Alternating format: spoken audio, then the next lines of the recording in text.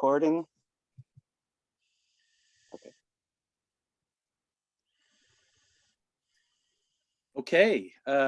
Well, Scot Hein here, and it's my honor today to, on behalf of City Hall Watch, who's sponsoring this. This is their first, hopefully, in a series of interviews of important folks in Vancouver. I'll say the Lower Mainland, Western Canada as well, because we're going to speak with Jak King today. And of course, he's just written an amazing new book called Battleground, Grandview, and I'm going to show the first prop here today, Jak. There it is.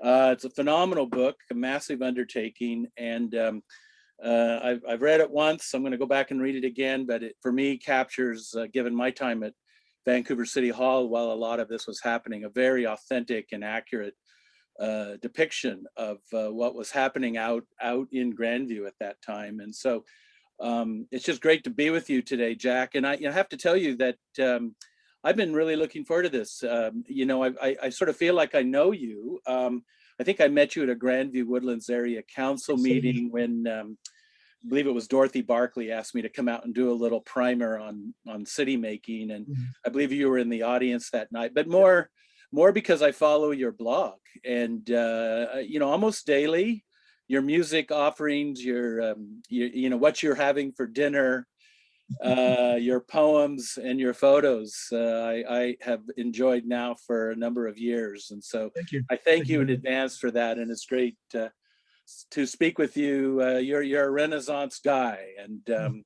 I hope we have a great conversation today. So we're going to talk about your book, obviously, but I thought maybe we might start in terms of who you are and a little bit about your lived experience, so our audience can really appreciate what grounds you where you're coming from. So over to you, Jak.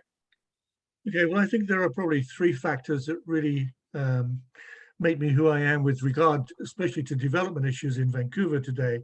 And the first is I've lived in Grandview on the Drive for more than 30 years, and I love the place, and I wouldn't choose to live anywhere else, frankly. It's a marvelous place. The second, I'm an historian, and I spend much of my time trying to understand the history of the places that I care about. And to that end, I've written 3 books on the history of Grandview. And third, politically, I'm very much an ardent supporter of local control. And I try very hard in most of my writings to try and fix that decentralization within the history and the potential of what Grandview could be. So I think that's really where I'm coming from. Well, I remember when we first started speaking, you had a deep interest to, oh my God, I guess that's probably me, my apologies. You had a deep interest to cultivate, advocacy among young people for their community. And I think from what I understood, a real motivation for writing this book, maybe your previous book. So maybe you could just speak a little bit about how we get people to stay involved, particularly those of a younger age at this moment.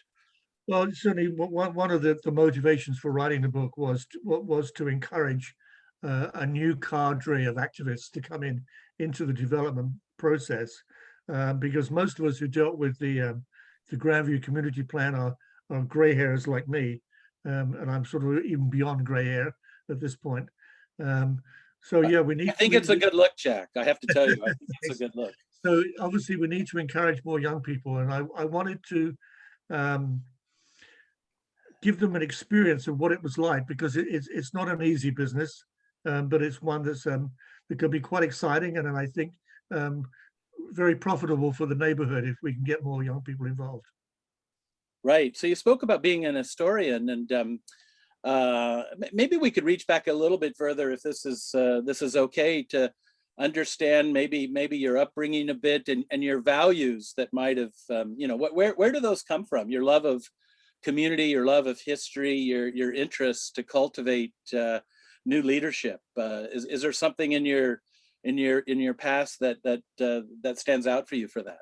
Well, 1,000 years ago, I was in college taking history, so that's where the interest comes from. And I think of all my various interests over the years, history is the one that stuck with me. I have deep and abiding interest in everywhere I've lived. And I used to live in London, and I used to write little articles about the history of my neighborhood there. It just seems to be a way that I can express my feelings about the neighborhood is by studying the history. And I think, one of the things, when I wrote my first book on the history of the drive 10 years ago, I had the ability to use a wonderful local newspaper called the Highland Echo, which didn't give a damn about international news or anything else, just told you what was happening in the local neighborhood. And we lost that in the 90s. And one of the reasons I write a blog now is kind of to get back to what the Highland Echo could give is to the local news, and so that we tend to live in our little bubbles, especially in this pandemic life. We're all in bubbles, but just generally speaking. And I think the more we can know about each other, the better. Well, the pandemic, it almost is forcing us to practice living in a bubble. So it's going to be fascinating to see how we can get out of our bubbles, perhaps still in the ether, but certainly interpersonally as we all become vaccinated. So, history and time, such an interesting, in the Vancouver context, to think about. My wife and I came up in '82, so we're almost 40 years. And we remember the old roundhouse before the expo preloading started for the site. And there was pheasant and quail scampering about down at the old roundhouse. And then we look up, only a few years later, and we have Concord Pacific. And so Vancouver is so rapidly changing. It just feels like it just keeps speeding up in some ways, but hopefully not in others. So, let's shift to Grandview-Woodland now, and just maybe first off, maybe if you could tell us a little bit about the history of Grandview-Woodland, its context, maybe for our audience who aren't as familiar. What is that place? What is that community? Sure. Well, Grandview was founded around 1900, and it was one of the first streetcar suburbs of Vancouver. And it very quickly, between 1900 and 1910, it filled up with a lot of working class people and a lot of shopkeeping merchants. I mean, that's really the basis of what Grandview was. And it was what Bruce McDonald calls an Edwardian village. Now, geographically, we are very badly positioned, or were very badly positioned, because we were behind what were then the unreconstructed Grandview Falls Creek Flats. And so transportation links out of downtown tended to go north of us along Hastings or south of us along Kingsway. And Grandview was in the middle and was tended to be ignored. And we really were the stepchild of the city. And one of our distinguishing features in our history is we've always had to fight City Hall to get any progress or any respect. It took us 50 years to get a branch library here. Oh my gosh. Quite extraordinary, really. Until the 1950s, early 1950s, Grandview was very much an Anglo community. But then after the war, it changed. First, the Italians moved in from Strathcona, and when the immigration laws were expanded after the Second World War, more Italians and Portuguese and East Europeans came, and they were surprisingly, perhaps, the Anglo elite welcomed those people. And that's a real marker for the future. They welcomed those people because they brought a vitality and a prosperity to the drive that we hadn't seen for a generation. And they were very much welcomed. And ever since that time, say for the last 60 years, we've seen continuous change. First, we saw the Italians and the Portuguese.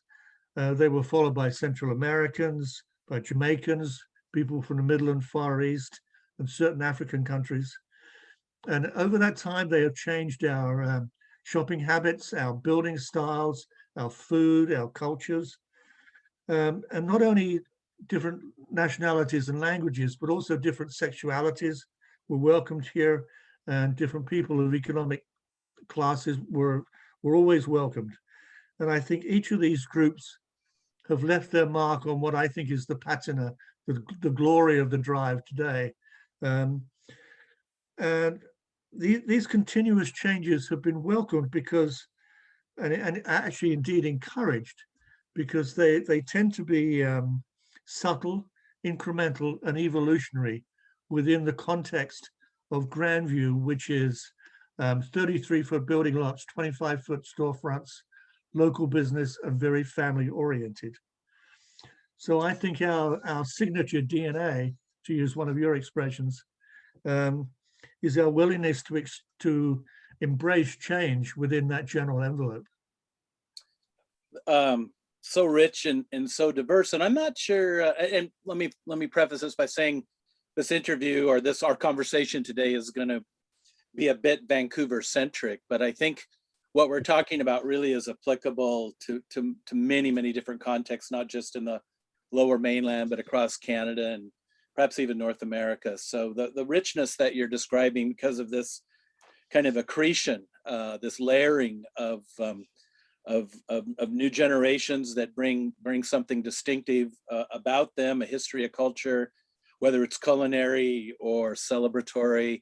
There's so much there that has been that adds up to something that, for me, it may be a little hard to comprehend or describe. And I know you try to do that, but how do we get? And it was interesting, your comment, first time I've heard you say about this kind of lineage of engaging with City Hall. I'll use the word engaging politely, but being kind of forgotten about, it sounds like. And so how is that, continually rooted in a community, and how do you convert that into something that you can actually feel very proud about? So sounds like all the ingredients are there still. So yes, I think there's also been an evolution in how that engagement with City Hall works. For the first few generations, it was the merchants, the Chamber of Commerce. right. They were actually the civic-minded people who fought that they got the Grandview Viaduct, which changed us completely.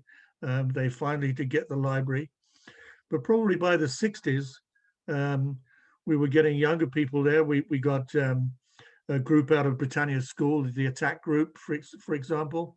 They and others, they formed GWAC, Grandview-Woodland Area Council. They helped create Britannia. They've done a great deal of good.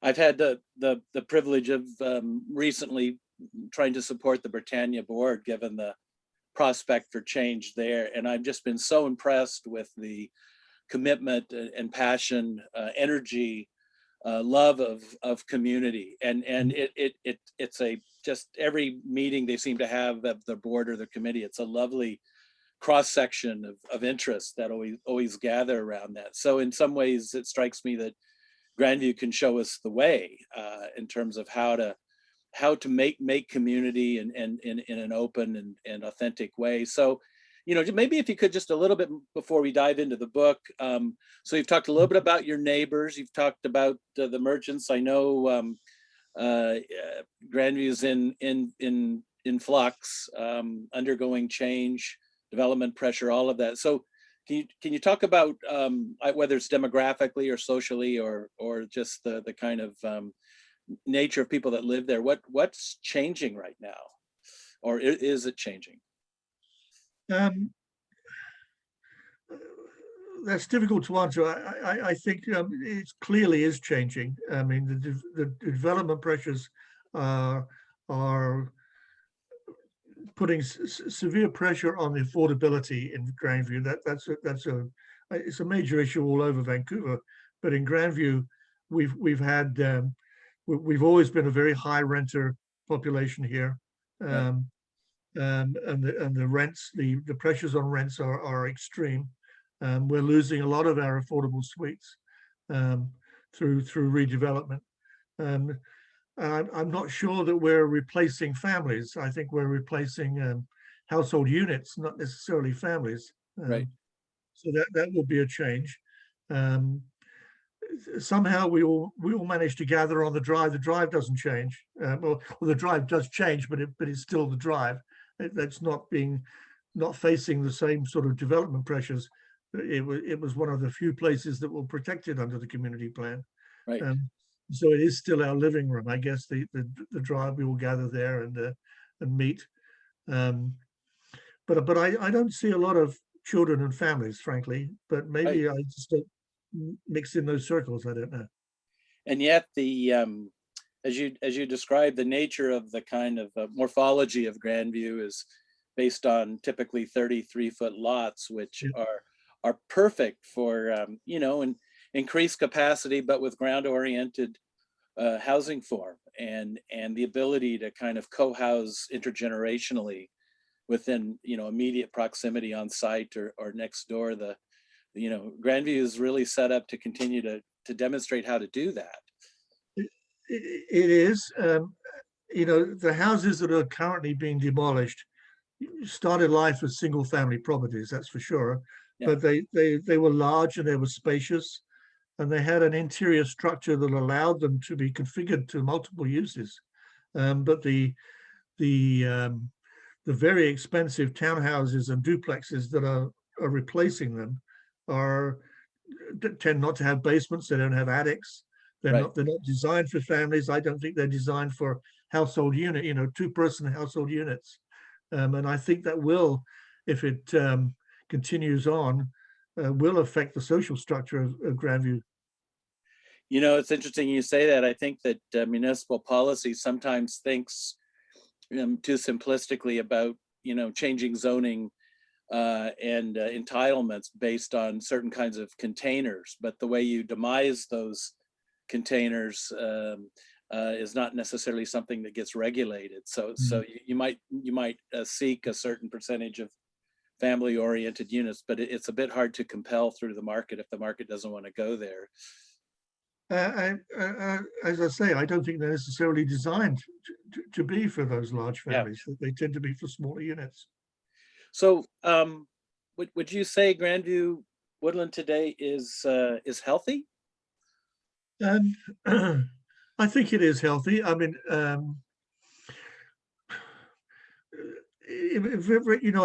every month I write a thing called Changes on the Drive. Right. For the last 10 years, I followed all the openings and closings and building changes on Commercial Drive. And up until 2019, we were ahead of most other commercial centers. While other commercial centers were boarding up and closing down, we had our lowest vacancy rate at the end of 2019 than we had since 2010. But obviously now COVID has changed all that, and we have a very high. We have a lot of storefronts closed.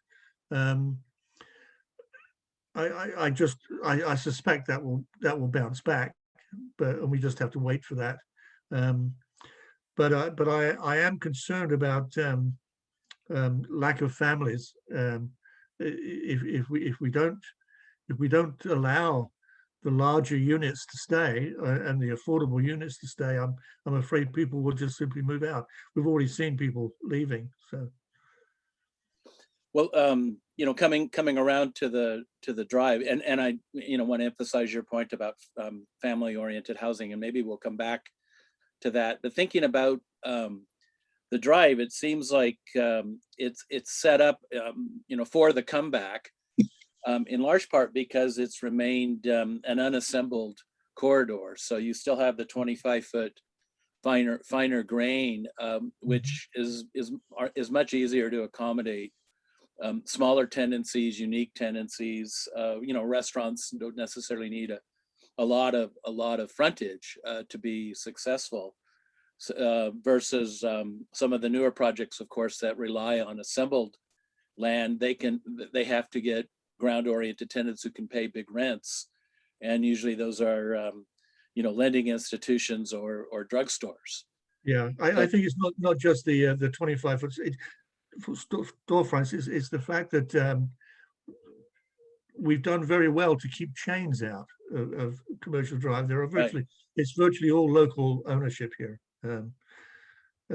which I think is a very important part of it. There's big changes in store for Britannia. and there's Yeah. a process going on now. Britannia's an amazing place, resource, um, social cultural hub. It's got all of those kind of ingredients of to celebrate a day in the life. But I wonder if there if that's if Britannia is doing enough, or if there are other amenities that are lacking, or community services that are really obvious that have not been thought enough about. Oh, we're very short of amenities here in Grandview. I mean, we have an historic lack of green space.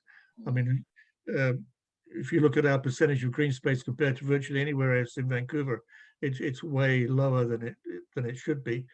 Um, we've got a new Reach Medical Center, but that was a private initiative, not anything to do with, say, the community plan or public finance. Um, I think we are desperately low in amenities, and Britannia, of course, is now 40, 50 years old, Yeah. and I think it's no longer fit for purpose, and which is why we're going through the master plan, I guess. Um, but that's going to become a major controversy because the city is bound and determined to put housing on the site. And there are some of us who are not unhappy with that, but many who feel that it will change the nature of that community center completely. Lots to think about there in terms of not only refreshing, whether it's the pool, aquatic services, experience, library, gymnasia, whatever, but to also, there's some tree, major open space tree retention considerations, and as well the idea that you're placeholding for future cultural, recreational, social, institutional like capacities. Once you give that away, for housing uses, then it's hard to recapture that. And so, some big questions for the Britannia plan going forward. There is, and I was interested. I was at a meeting just about a week ago where I finally understood that most of the new building is on city land, and the green space is on Vancouver School Board land. And there's always a problem that Vancouver School Board could set up and close down that green space. It's a problem.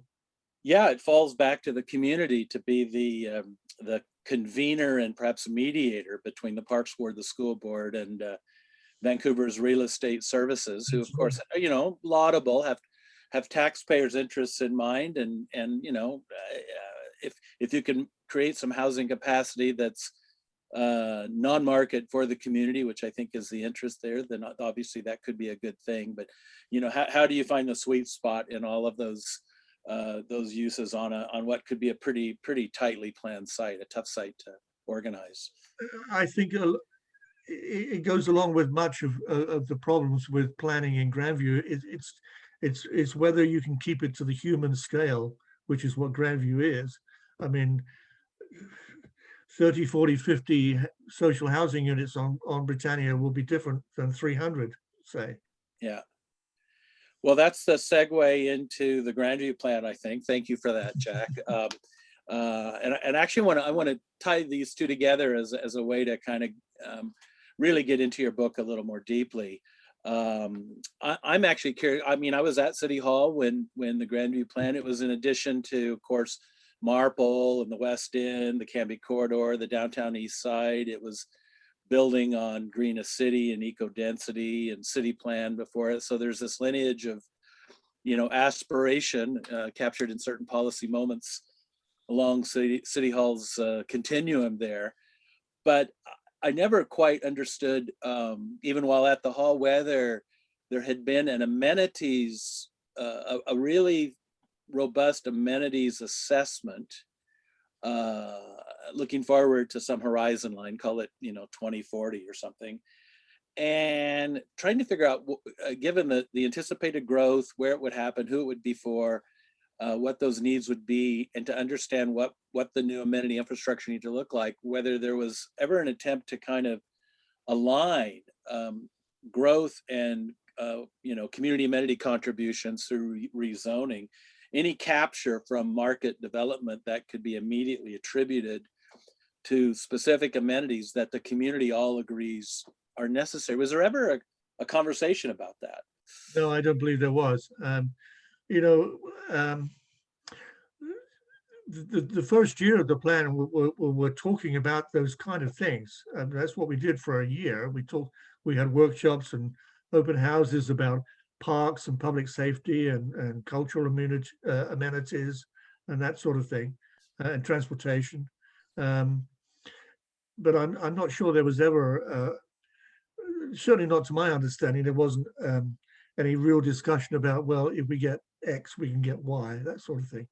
It's always been, I think, challenging to make those community conversations and public engagement relevant if you don't understand, first off, that the city appreciates what's needed, and that development, newly created development value can be relevant by having a conversation about how you align the two. And I think all the public processes that I've seen experience just doesn't go far enough for that to help people understand that this potentially could be a partnership in a way. So, Yeah. but let's talk about what happened in your book. I'm going to hold it up again, and there it is. And the audience needs to know I asked you to think about this first question in advance. You've been volunteering for many years, lots and lots of time. I know how much time it takes away from families and loved ones. Do you have any sense of how many hours you may have volunteered to your community over the years? Well, I tried to work it out. I think my involvement with it started in 2011, and by the time the plan was approved in 2016, I would it's 5 years of my life, and for much of that time, I think I probably spent at least 40 hours a week every week doing nothing but dealing with the community plan. And so I was trying to figure it out. I would think that 6,000 hours would be a reasonable sum, without even counting the time it took to write the book. So. Oh my gosh. So, I asked that question because, when, and the city has been, I think, at least the years that I was there was always a decent attempt to do honorable public engagement. And the community planners that I worked with back in the day respected the gift of time that would come. You don't have a process unless you have well-intentioned folks on both sides joining, shiny, happy people holding hands. But it doesn't come for free. And the city needs to, I think, always appreciate and that this volunteerism as social capital has value. And I always was interested to, I'll say, add a couple of zeros at $100 charge out, which is well under what professional consultants charge out when they're out for evening meetings. And so what you've just told me is that you've contributed about $600,000 of volunteer time to the city. And I think it's hard to argue against that, to be honest. And I was just one of many. So I think exactly. the community contribution is well into the millions of dollars. Yeah, and when I think about what started as an almost $18 million budget for the citywide plan, and you start to match that at that charge out, that community person charge out rate, you end up matching that 18 million fairly quickly over a couple of years and that's what you want. You want people engaged, and you want it to be meaningful.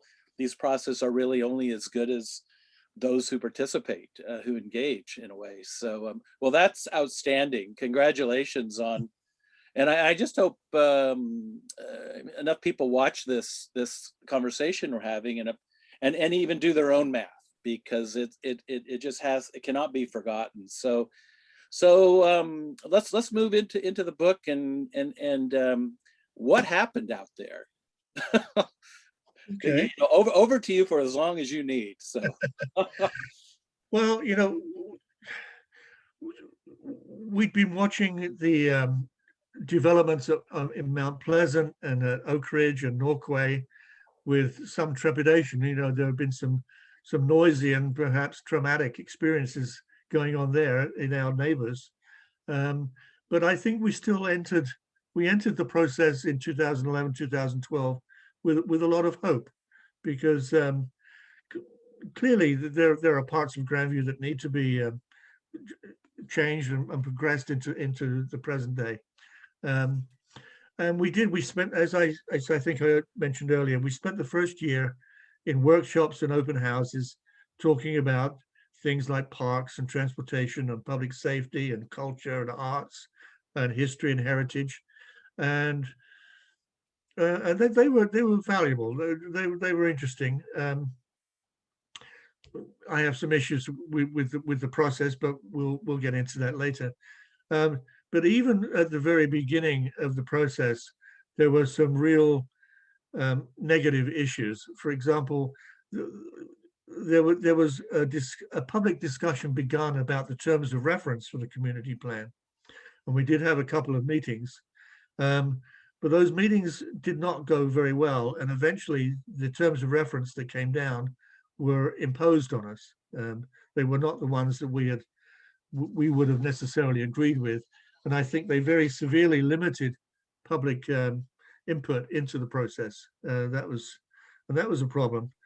And there was also the case of what was called PACE, the Process Advisory and Public Engagement Group, which was the only public access or community group established under the terms of reference. But it didn't allow for any substantive community review of what has or would be going on. And it certainly didn't allow for any form of community sign-off on any part of the plan, either interim or at the final. And whenever we tried to introduce matters of concern to us, such as what effect the interim zoning policy, which was adopted by City Council during the plan, would have on the plan, we were told that wasn't a matter for us to discuss. We should just leave that to the planners and not worry about it. And frankly, but PACE was the only forum in which we could raise those issues. And as we weren't allowed to, most of us abandoned PACE pretty quickly. So we had no official place in which we could work with the planners on that kind of business, and that was a disappointment. Does I know you have more to go here, but did Grandview ever have a NIST, a neighborhood integrated service team? Yeah. Does that even that term ring a bell? That was an award-winning program under city manager Judy Rogers that tried to set up cross-disciplinary, cross sort of departmental teams that were assigned, geographically to various neighborhoods. So, fire, police, health-related issues, but it had the potential to also sort of decentralize the planning function out of City Hall back into a storefront-like presence, if you will, with these other municipal services and disciplines. And I think that the NISTs were effectively abandoned when Judy left and her political masters left. But that was ascending to be another way to potentially engage, and unfortunately it was suspended. Well, that reminds me of my readings of the 1980 Grandview Plan, where a planner did have an office in the Britannia complex, right?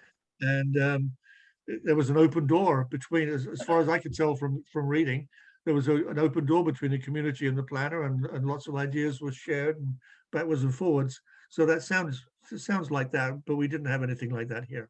Well, it's just to say also that, I mean, the geographic scope of the planning catchment is huge, as it was with Marpole, Yeah. as it was and then you have the kind of complexity of the community and of the places, really as an assembly of smaller kind of micro situations, I guess, that really demand understanding and kind of attention. But when you're dealing with such a big, and you're not even out walking the beat, it gets hard to understand and appreciate and develop the kind of relationships you need to carry a plan forward. So please carry on. So what happens sort of next? Well, I want to look at the, even though I've said that they were valuable. I mean, the problem with open houses and workshops, World Cafe type workshops, is that there is an attempt to segregate people. There's no attempt, there's no possibility in an open house or a World Cafe situation for the whole crowd to discuss the whole issue. Right. So you cannot get a consensus opinion, and I frankly think that's a deliberate ploy. I'm a cynic. After 5 years of working with them, I think I'm a cynic on that.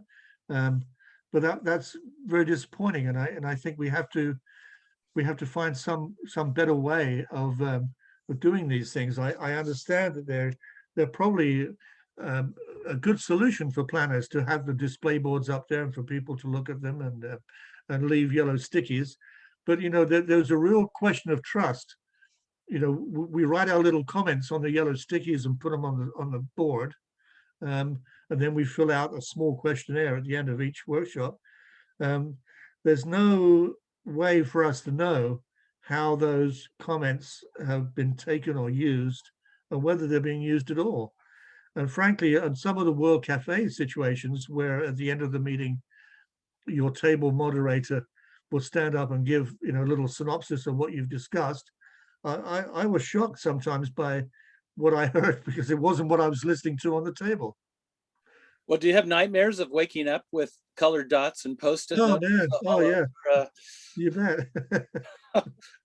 Well, I think I understood that you didn't even talk about land use and zoning in the first year. That's what I was going to get to. Eventually, after the first year, they produced emerging directions, of course, which was their draft plan, and it came in two sections. I mean, the first section, I thought, did a pretty good job on capturing what we'd said in those workshops about art and heritage and culture and parks and those sort of things. But the big bulk of the document was on land use and rezoning, which we had never discussed for 1 minute in any meeting. Right. It was quite extraordinary. It's like we have been soothed into discussing the things we like parks and streets and that sort of thing. The easy stuff. The easy stuff, and Yeah. the hard stuff was never broached. Well, and I can say that's, I think, a pretty typical, with all due respect to my colleagues of the time and at the day, and some are still trying to do good work at City Hall, but the built form questions are usually the last questions, and there's not much time left. There's like a week left in the process to talk about use density, form of development, and that's why I asked you about the amenity strategy, because you can't really have a question about built form and the intensification and scale of things without also appreciating the kind of amenity potential and the dollars that pay for it. And if you can put those things together at the front end, then it helps you, I think, with those other softer conversations. And of course, everyone can find something to agree on there. But well, that's true. But I think I want to interrupt and say that that's a modern way of thinking about CACs. Right. In the good old days, we used to have the biannual vote where the people voted on what amenities we wanted. Yeah, interesting. Yeah.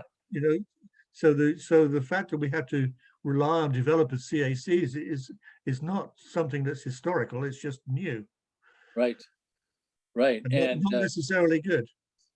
Well, and to your point about taking the evaluation decision making out of City Hall, which one could argue for all that big CAC money, which I think we now understand appears as a line item in the municipal budget. So there's an expectation of CAC revenue. Well, where do you strategically attribute that? Well, it's the people that are needing to enjoy that probably would know best, I would think. So Yes. so okay, so not much on land use and zoning in the first year, and then the emerging directions. You know, what happened after that? Well, emerging directions, you just created a furore here. Just, you know, I remember Garth Mullins looking at the document and saying, you know, it beggars the imagination of what we're looking at. The interesting thing was it was spun by council people and planners that the only problem with, you know, the plan was the 30-story towers at Commercial and Broadway and the tower at Venables. But really, you know, we were concerned with the upzoning all over Grandview. But they did try very hard to spin it that way. And in fact, they, as you may recall, they very quickly put together a Broadway and commercial workshop, which was just like a World Cafe with Lego bricks, frankly. And it was by invitation, and I think it was well stuffed with developers there. I was very disappointed with who was there. But, you know, we were not the only ones who complained about it. I mean, I remember Alan Garr in the Courier called it a bait and switch by the planners, and said that we were being very poorly treated. And so it really was, it really did allow us to get some very strong mass participation, because most people understand, I think, as I said, we welcome incremental change.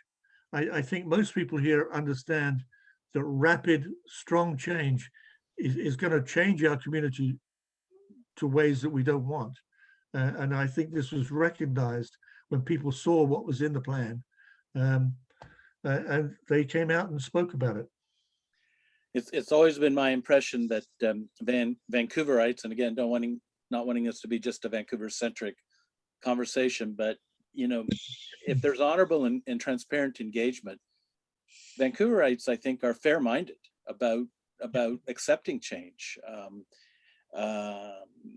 but they want to be part of that solution. They want to have a meaningful conversation, and every context is different. Yeah. You know, what one of the high points for me of the whole process was a couple of months after Emerging Directions came out, we held a public meeting at Britannia, and we had more than 250 people show up on a very hot summer's night, and dozens of them spoke with great passion about their love for the neighborhood as it was, right, and not how they saw the planners seeing it. And I think that obviously struck a chord, because then council instructed Brian Jackson to create the Jackson Report in that September, which essentially scrapped, essentially scrapped the community plan process completely and put in place a citizens assembly. I wonder how many of your $600,000 of billable community time would have been invested before that plan had been scrapped. Yeah. Times all of your peers. Well, you know, this resonates personally because I was involved in a similar role with the Arbutus lands, and we went for 5 years with the prospect of towers on the old Carling O'Keefe Wilson site, you know, over at essentially 10th and 12th and Vine, and we drew our own plan and essentially drew towers off the table and created what is there now more or less a kind of a mid-rise paradigm. And that broke totally broke the process open in a positive way, because we were allowed to table our own ideas in drawings, which ultimately culminated in only one or two of us speaking at the public hearing for a project that ambitious. And it wasn't fractious, it was a decently friendly public hearing, but it was because at the time there were some folks there that invited the community to contribute in a really meaningful way. And so yeah, I remember that moment. So the Citizens Assembly came out of all that heat and Yeah, fire, and you know. and that of course became another problem because I mean, the Jackson report said that we were going to have a citizens assembly, but didn't give any rules or procedures or processes by which it would be formed or would act. And and immediately, the local planner sent us a memo almost within days, detailing a very um, limited scope and limited number of people that will be in the assembly. And we wrote back and said, no, that this, we want to as open a process as possible. And what we got back in return was silence. We got 4 months of silence. And in that December, we had some a brief meeting at City Hall with planners, which didn't go very, particularly well. And then we had another 4 months of silence before they announced the following April that they would set up the assembly in the way they wanted it, and it would start in September. So we had a year, essentially a year, where nothing happened. And frankly, that again to us was deliberate, because what it did was it allowed the mass protests to disappear into the past. And so the only people still really watching were the activists and their circles. And eventually in September, they formed the Citizens Assembly, which turned out to be very much a closed door affair. There were, I think, only 2 occasions on which in the 3 months that they worked that we were allowed to even access the assembly, that they met every weekend. And they began the process by being trained by planners into the planners' worldview. And, sounds like brainwashing to me, frankly. But the whole purpose to me of the Citizens Assembly was to close down the process, and to close down the protests. Right.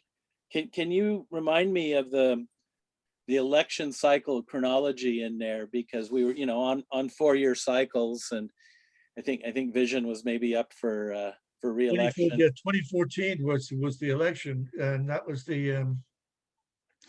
the time in which the Citizens Assembly was working. And we had great hopes for removing Vision from power at that point, because that summer, as you will recall, there were protests not just for Grandview, but for Marpole and West End and downtown East Side. And we had the march on City Hall in September. And there was a lot of negative press against Vision at that point. And so we had some hopes that we might get some political change, which would change the process. But in 2014, they got back again. So we were back to square one. So the Citizens Assembly produced a report, and just maybe to be a little bit specific, as I understand, and I had left the hall by then, but I think they were looking at 12 stories for Broadway commercial as a preferred height. So how much detail, or how did you, or maybe you don't know this, but how was there any design like engagement that helped visualize and have a conversation about built form possibilities for the Safeway site there? I wasn't in the Citizens Assembly, so I can't answer directly. Yeah, sorry, but if I understand that there was, and they did have a long discussion about it, and as you say, they produced their recommendation. It'd be, I think, 12 or 14 stories max, and that was in the report. But then again, I think they produced a report in June 2015. And the planners then told us that they were going to take it away and write their own report. and they would integrate the results of the Citizen Assembly into the report. And that took another year. So after a year of beating the locked door of the Citizens Assembly, we had another year to wait, another year of silence. So we were by the time the final plan came out in June 2016, we were 2 years away from the mass protests. You know, maybe I'm in a limited smaller group now of ex-planners, but we used to think about community engagement and these processes in a joyful way. You know, there was no fear of the community. It was a chance to kind of do barn racing, you know, to roll up your sleeves and creatively engage and learn and build capacity. And in fact, you know, these plans, whether, you know, whatever their horizon line is, again, you know, let's just say a 20-year plan or something, it's not the planners that sustain these plans, it's the community. And so it's the residents and it's the shop owners, mom and pop, and so you have to, in a way, cultivate that and plant the seeds for that through these engagement processes. And so they want to be, they want to be joyful. They want people to, they want to cultivate pride. You want people to feel like they're making a difference, and they want to contribute $600,000 of social capital over many years. And it's sad when that doesn't happen. And it is sad. And you know, looking at, again, from a cynical point of view, if you look at the land use map in emerging directions, and you compare it to the land use map that came out with the final plan 4 years later, it's with some small cosmetic changes, it's the same damn plan. So, you know, after 4 years of effort and 4 years of everything else, I mean, very little changed. I mean, the planners got what they wanted in the first place. And I understand that's a cynical point of view, but that's the way that the documents seem to show it. Well, let me see if I've got this. You had this effort that the city initiated and sponsored and invited, and then you had it didn't go very well, and then it got shut down, and then you had the Citizens Assembly, and it essentially came back with, you know, more or less the same as you're sort of saying. And so that got formalized in a document. But then, as I think we're seeing now, then there's an overlay to that, which invites pervasive rezonings under the guise of you know, different forms of housing affordability, which is producing results that aren't aligned with what the community might have been saying in the early days and preferences under the Citizens Assembly, but it even goes beyond what the city sort of said as they consummated the Grandview plan. Is that what's going on? Absolutely. You know, we were Sorry sold for the leading question. we were sold on the idea of a community plan, that it would give certainty to everybody. That was the whole purpose of a community plan, was to give certainty to everybody. But the only certainty of a community plan is that the developers will ask for more and city council will say yes. I mean, that's the only certainty we've seen. Instead of being a fixed maximum, what's in the plan, it's now become the minimum. You know, we start from that point and we work up. And it's really, it's an outrageous disrespect for all the time and effort the community put into it, I think. Do you feel you even have a plan now? It's on the books. No. The latest couple of examples, you know, 1766 Francis and the Safeway site. I mean, they're using every minor little detail somewhere in the plan to push, you know, beyond what was there, what was approved. And I think eventually we'll be subsumed in the Broadway plan, will be subsumed in the Vancouver plan, and it will eventually be forgotten. I've had a brief look at Broadway commercial, and the the idea that the reference to a plinth or a podium, which I think is equivalent to, a new Safeway, volume, has now been interpreted to mean 9 stories, which then exacerbates heights and takes it up to within, I think, around 50 feet of woodwards. Yep. Is just a travesty of in that interpretation. And I have to say, I don't know how that ever got in the door, but we'll see what council does with it. Well, the history, you know the history of it, Scott. I mean, one of the things that GWAC fought against in 1989, I think it was the first attempt to put a tower on that site. And then, as we saw through the community plan, even though the Citizens Assembly wanted 12, we know from the backstory that there were political interference to make it 30 plus. Clearly, there's been a move to build there for a long time.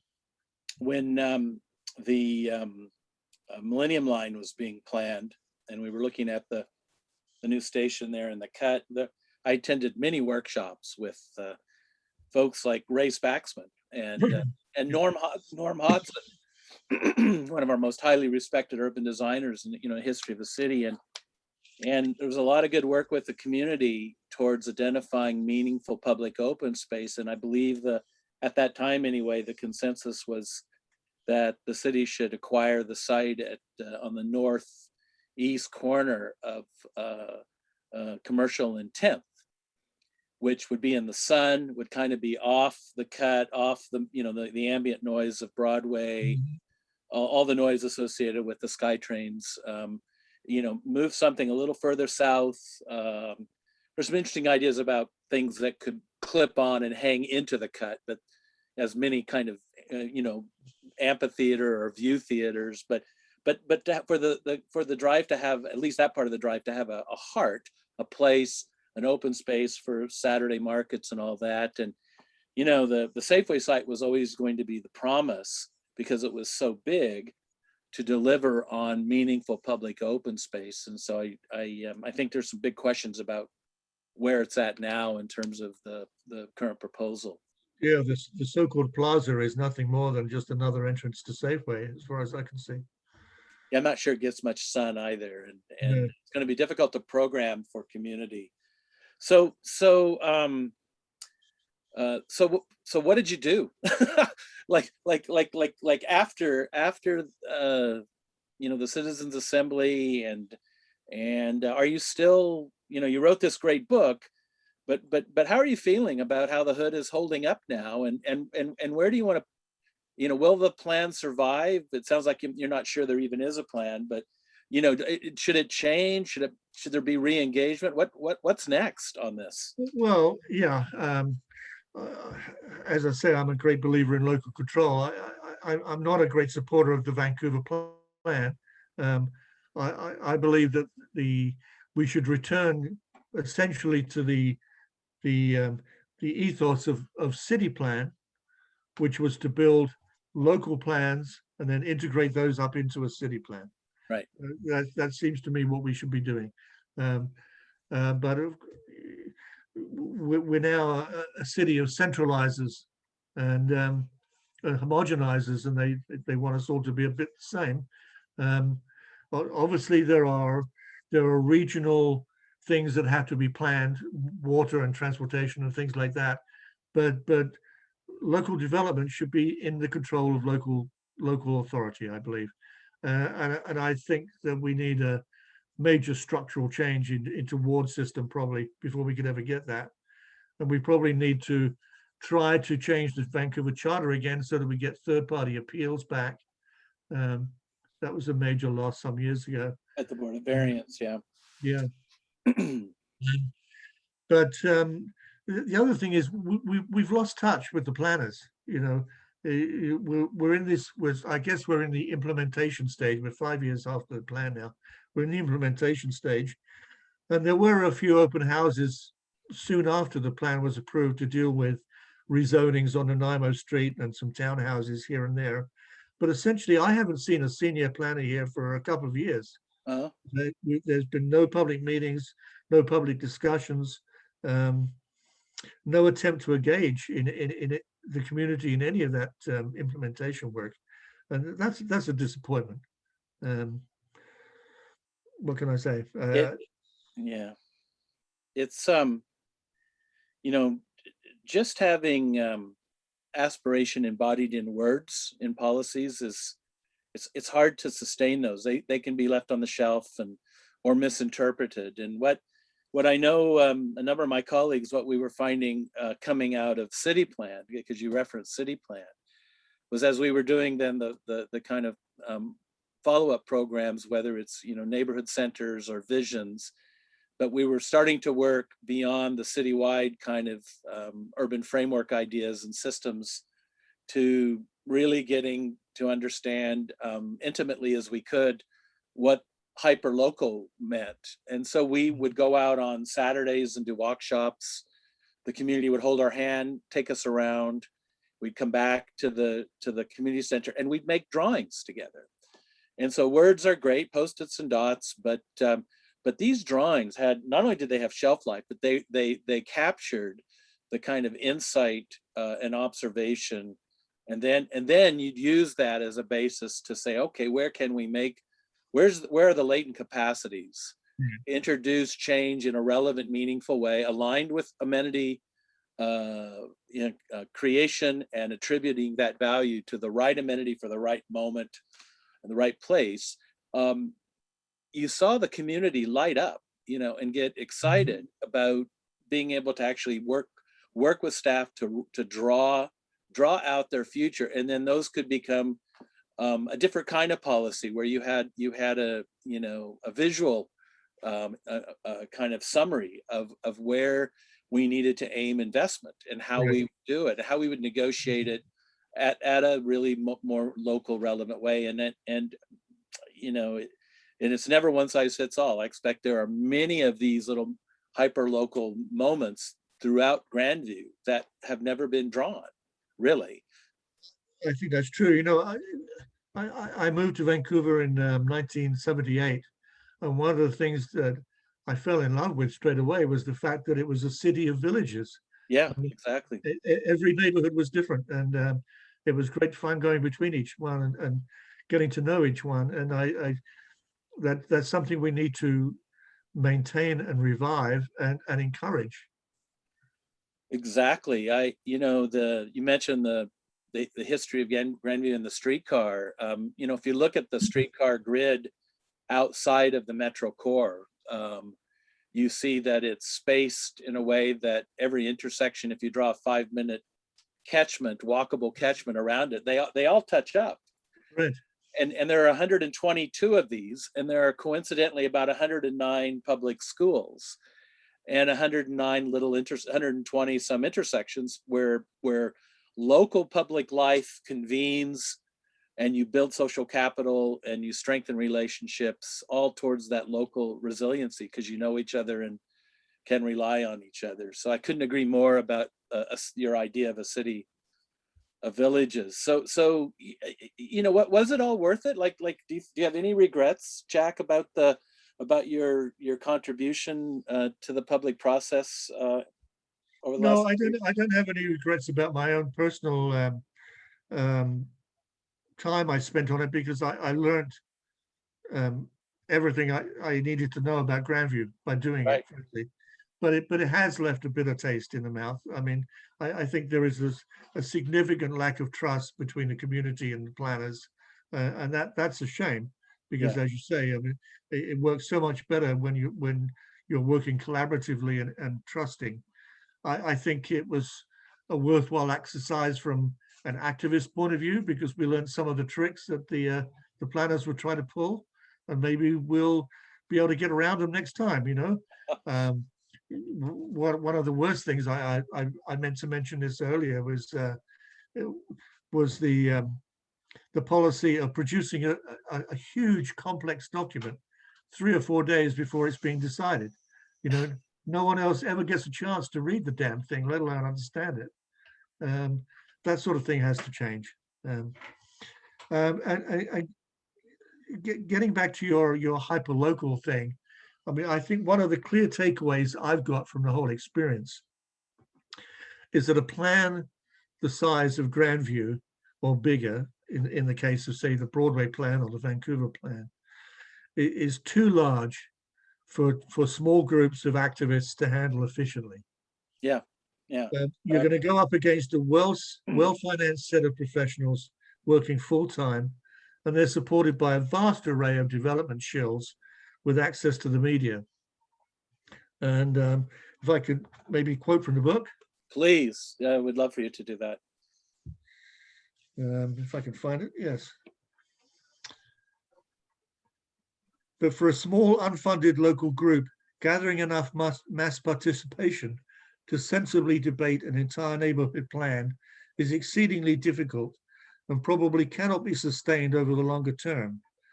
It is necessary to deconstruct the plan and find the hotspots, the Bofo Tower, the Broadway and Commercial, Garden Park, say for us, and start small agitprop groups in those specific locations dealing with a specific issue or a set of issues. It will be good if the local groups within each plan kept in touch and shared resources and planned joint events. Perhaps some gray hairs could be persuaded to operate the coordinating function, but the driving force and the energy and the spokespeople should be concentrated at the local level. And I think we're seeing that now with the group that's forming in opposition to the Safeway site. Right. I think we're seeing younger local people there who are gathering to deal with that, and that's a good sign for the future. Well, I hope that's also true of the Britannia process, which will be going on for years. Yes. But you know, again, pride of neighborhood, pride of place, having a reason to step up and contribute, as you've shown us how to do, Jack. And I want to remain very optimistic about that kind of future as well. But it has to be cultivated and nurtured, and it starts with how City Hall values community, values neighborhood contribution. And so I have just a couple of maybe final maybe questions for you. What do you think, given this conversation about hyperlocal, what do you think the importance of long range planning is, or what should long range planning be doing, as city plan might have done in the day? Well, that's probably way above my pay grade, to be honest with you, Scott. I don't think so. But, obviously, a city has to have some strategies that it's looking towards in the future. But I think those strategies need to be bubbling up from below and not being imposed from the top. I mean, I think that's the big key for me, is that we're not a totalitarian society and we don't work well in that way. But that's kind of what we're being forced to do. Is I remember, you know, right at the beginning of the process, we were told that it doesn't matter what we want. If what we want clashes with any one of 14 or 15 city policies, we can't have it. So forget it. You know, that really doesn't work very well. Clearly, as I say, I mean, there's a need for long-term planning in large infrastructure projects, obviously, because they cross regions, they cross locals. But I think that decisions on development should be as local as you can possibly make it. You know, I've that's well put, and you know, I do think that there's something we might call a planning brain, and there's something we might call a design brain, and the design brain seeks to optimize. And so I've always found that when market forces kind of come to the table, if the city through its leadership can shape conversations that address multiple stakeholder interests and not just the market interests, that usually you can find a way. you can find a way to land a project that contributes beyond its own market interests to make the community stronger, whether it's through, you know, amenity contribution or seaming in a missing tooth site that has been derelict for years. Yeah. But it takes a certain design attention, and you can't codify that at that level of specificity. And so it just means greater attention, and the right kind of attention, and listening to the community and trusting.